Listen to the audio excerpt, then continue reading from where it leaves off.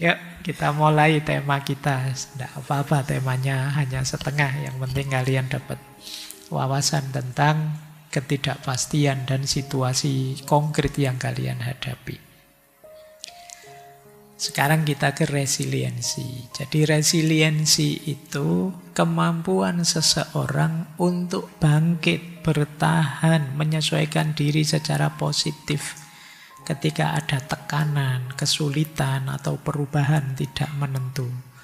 Jadi kan tadi zaman itu betapa chaosnya, betapa tidak terduganya, betapa tidak pastinya. Kita memerlukan resiliensi, ketangguhan, ketahanan. Ada yang menyebut resiliensi itu daya lenting, daya fight back. Seperti pegas. Kalian ngerti pegas ya, per. Per itu kalau ditekan keras, dia baliknya akan keras.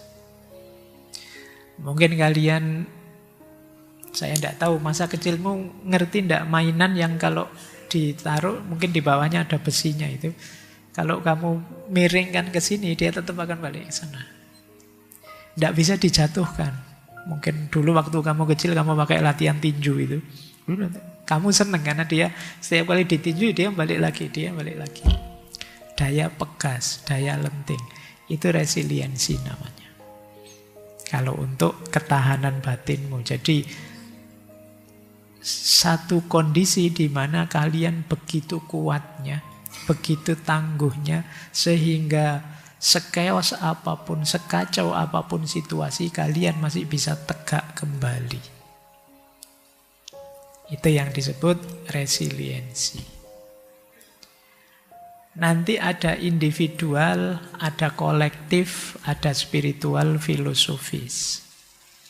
Kalau individual secara psikologi, resiliensi itu kapasitas kemampuan kita untuk bisa mengelola stres, trauma, kegagalan, sehingga kita tidak menghancurkan diri kita.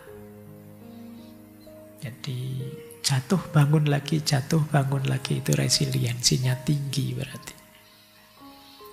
Kalau secara sosiologi ya komunal, bersama-sama, kolektif. Ada bencana kita bisa bangkit lagi. Ada perubahan besar kita tetap bisa survive. Nah ini resiliensi sosial namanya. Kelaparan sih luar biasa tapi tetap bisa survive lagi. Berarti resiliensinya hebat. Kalau yang spiritual, filosofis biasanya daya jiwa untuk tetap tegar, tetap ikhlas. Sesulit apapun situasi hidup bisa menemukan makna di balik segala kepahitan hidup. Nah, ini spiritual namanya.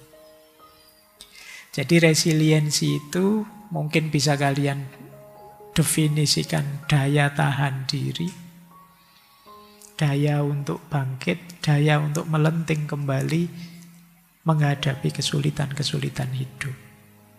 Orang yang resiliensinya tinggi itu biasanya sulit ditaklukkan.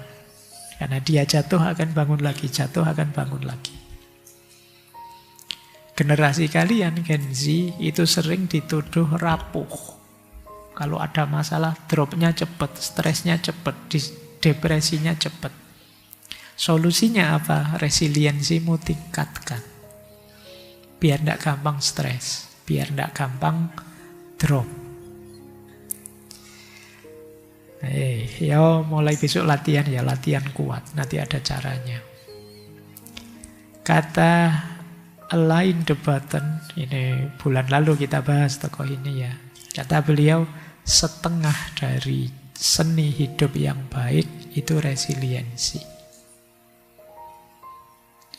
Sering saya bilang juga hidup itu harus bisa ngegas, harus bisa ngerem. Resiliensi ini konteksnya ngerem. Untuk kemudian bisa ngegas lagi. Kalau kata Nelson Mandela, jangan menilaiku dari kesuksesanku, nilailah aku dari seberapa sering aku terjatuh bangkit lagi. Orang hebat itu orang yang jatuh bangkit lagi, jatuh bangkit lagi. Kalau orang yang berusaha langsung sukses itu tidak luar biasa, mungkin karena fasilitasnya banyak, mungkin karena dia sejak awal punya modal ini, modal itu, tidak luar biasa. Tapi orang luar biasa itu orang yang mungkin saja dia jatuh, mungkin saja dia kalah, mungkin saja dia terhempas, tertindas, tapi tetap bangkit lagi. Ini orang hebat, sudah. Jadi kalau kalian ingin jadi orang hebat, kuatkan resiliensimu. Kata Konfusius, kemuliaan kita yang terbesar bukan karena kita tidak pernah jatuh, tetapi karena kita bangkit setiap kali kita jatuh. Jadi orang hebat, orang mulia itu adalah orang yang setiap kali jatuh bangkit lagi. Ya mulai ya, ini kalau diomongkan lancar enak. Tapi kalau dijalankan tidak sesimpel kalimatnya. Ya tadi Nelson Mandela kalimatnya pendek, tapi lihat perjuangan beliau untuk pembebasan rakyatnya dari penindasan rezim apartheid itu panjang dan pahit memang. Jatuh bangun itu pahit, tapi membuatmu tangguh. Jangan menghindari bahaya, jangan menghindari masalah. Hidup itu pasti ketemu bahaya, pasti ketemu masalah. Dan yakinlah setiap kali kalian ketemu bahaya, ketemu masalah, itu adalah kesempatanmu untuk jadi lebih hebat, lebih tangguh.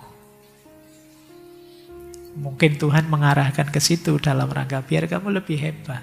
Kalau hidupmu lancar terus, enak terus, ya daya resiliensimu mungkin tidak teruji, mungkin rendah. Oke. Nah ini 3 bentuk resiliensi. Yang pertama recovery, yang kedua coping, yang ketiga transformation. Ini nanti tak jelasin satu-satu ya. Kalian mungkin lihat gambarnya ya paham yang dimaksud. Itu kan yang satu ada orang jatuh terperosok ke bawah tapi berusaha untuk naik lagi.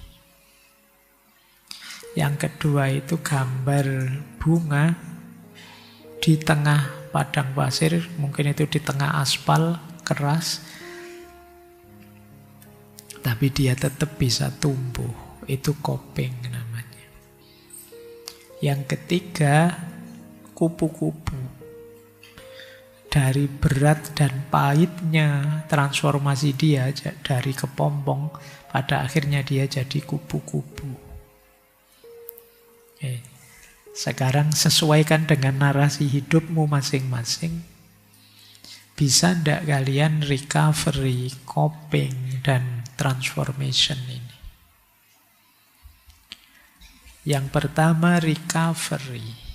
Recovery itu bouncing back, memantul kembali. Recovery itu kembali ke titik awal lagi. Semula kita terperosok. Nah, pada akhirnya kembali lagi ke posisi sebelum terperosok. Itu namanya recovery. Jadi proses kembali setelah mengalami kesulitan, krisis, atau trauma. Kayak kalian awalnya sehat, terus sakit, terus mati-matian berobat, akhirnya sembuh. Sembuh itu kan kembali ke fase sebelum kalian sakit. Mengembalikan keadaan seperti sebelum masalah datang. Setelah gagal ujian, IP-mu 3 sih, tapi terus semester ini nilaimu jelek semua. Akhirnya jatuhlah jadi 2 apa jadi 1, apa berapa. Nah, terus semester depan kamu mati-matian berjuang, mengulang juga, terus akhirnya ya masuk track lagi, 3 lagi IP-mu. Itu namanya kalian bouncing back.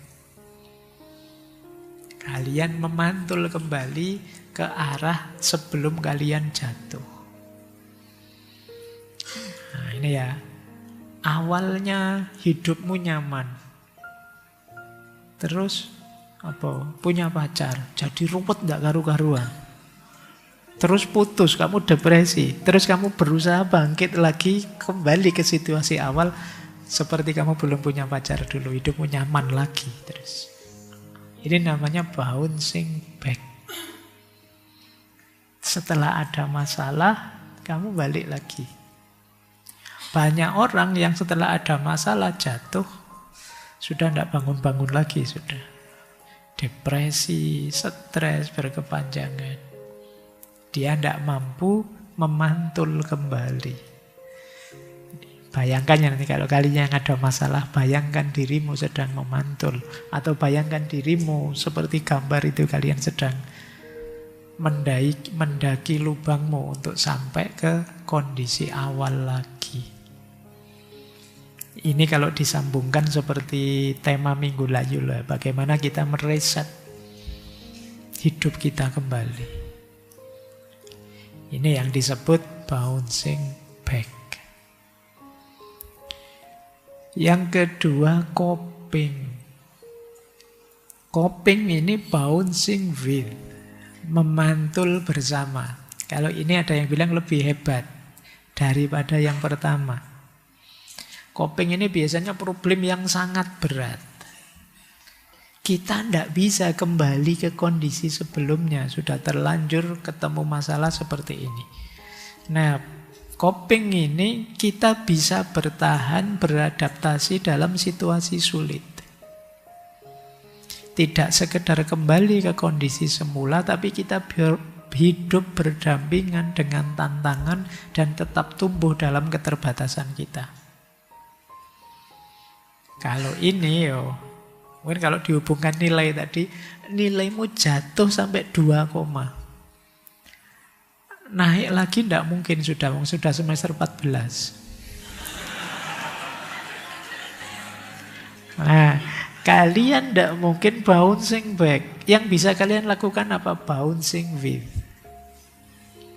Ya sudah Pak, IP saya mungkin ditakdirkan cuma 2, tapi dengan IP 2, ini saya akan pantang menyerah. Saya akan berjuang, tidak mau kalah dengan yang IP-nya 3 ke atas. Nah ini namanya bouncing with. Jadi karena situasi pahitnya tidak bisa dihindari, mau tidak mau dihadapi, ya sudah, ayolah. Seperti ini saya juga siap kok. Nah ini namanya bouncing with. Mungkin ada kalian yang sakit misalnya. Kan ada sakit tertentu yang tidak mungkin bisa 100% sembuh kalau kita tidak bisa mengontrol diri kita. Mungkin diabetes lah, mungkin darah tinggi atau apa. Nah, rumus resiliensinya coping ini. Baik, saya siap hidup bersama penyakit ini, mengontrol diri, latihan, memodifikasi hidup agar tetap nyaman meskipun punya penyakit ini. Ini namanya bouncing with. Mungkin kalian dulunya kaya, tiba-tiba miskin. Dan tidak mungkin kalian bisa balik segera ke kaya raya seperti dulu. Tapi bukan berarti kalian hidupmu gelap terus depresi. Tidak. Kalian masih bisa dengan rumus bouncing with ini. Ini kalau mungkin ada peribahasa itu di barat, istilahnya apa? Sleeping with the enemy. Tidur bareng musuh. Sebenarnya kalian tidak suka, tapi ya tidak apa-apa, mau gimana lagi. Jadi kalau kalian mikir hidupmu di dunia ini dengan segala ancaman gempa bumi, kiamat dan macam-macam, itu kan ada yang bilang secara ekologis kita itu sleeping with the enemy. Tapi dengan kemampuan resiliensi ini, meskipun tidurnya bareng musuh, tetap kita bisa enak tidur, ya ngorok, ya seneng, tidak masalah. Ini namanya bouncing with. Jadi istilahnya memantul bersama. Kayak kalian kehilangan misalnya, kayak tadi loh, kehilangan pasanganmu misalnya. Itu kan beratnya luar biasa. Alternatifnya kan dua, kamu kembali lagi nyari lagi seperti yang awal, atau ya sudahlah, kamu terbiasa kok hidup dalam situasi patah hati, enak-enak saja, itu nyaman-nyaman saja, itu namanya bouncing with. Coba ya, nanti makanya tadi saya bilang, coba perhatikan hidupmu, kalian ingin ada di titik mana untuk resilient ini. Jadi bouncing kayak tadi ya, yang sebelumnya bouncing back atau bouncing with. Kalau ini ada yang bilang ini yang paling hebat. Namanya bouncing forward. Memantul maju, transformasi. Kalau ini tidak sekedar kuat menghadapi masalah, tapi juga justru masalah itu jadi titik pijak dia untuk berubah lebih baik. Ini namanya bouncing forward. Dengan menghadapi masalah kita jadi lebih kuat, lebih bijak, lebih matang, lebih kritis. Ini namanya bouncing forward. Setelah sadar kayak tadi, setelah sadar nilaimu jatuh misalnya dan tidak bisa diperbaiki, ya kalian bisa menerima. Tapi dengan pijakan itu, sekarang kamu mereformasi dirimu besar-besaran. Kamu jadi anak tekun, kamu jadi anak yang lebih serius, kamu bertransformasi berarti. Bouncing forward. Memantul maju jadi lebih baik. Nah, coba perhatikan ya teman-teman 3 bentuk resiliensi ini. Di sekitar kita ada banyak sekali masalah. Kalian bisa kalau sanggup menghapus masalah itu biar masalah di sekitarmu habis, terus kamu kembali nyaman hidupmu, bouncing back. Atau tidak bisa Pak, daya saya terbatas, tapi minimal saya bisa bertahan dan tidak rusak. Meskipun di tengah padang pasir, saya masih bisa tumbuh, berbunga dan indah. Ini bouncing with. Saya tidak tahu nanti tuntutanmu dituruti apa enggak. Tapi pastikan kamu tidak merusak dirimu sendiri. Pastikan kalian tetap bisa bouncing with, tetap bisa tumbuh, berkembang indah. Apapun situasinya. Apalagi kalian bisa transformation. Dengan berpijak pada masalah itu, kalian jadi lebih hebat. Lebih bijaksana. Lebih berani. Lebih tangguh.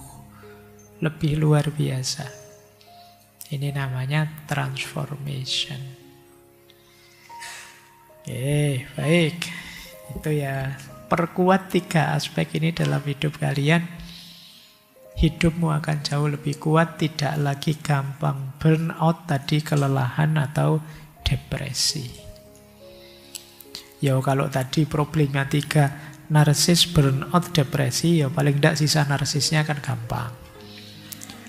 Narsis itu alamiah saja sih, orang pengen divalidasi, diakui orang biasa saja. Efeknya tidak terlalu berat dibandingkan yang burnout sama depresi tadi. Jadi kuncinya di daya resiliensimu.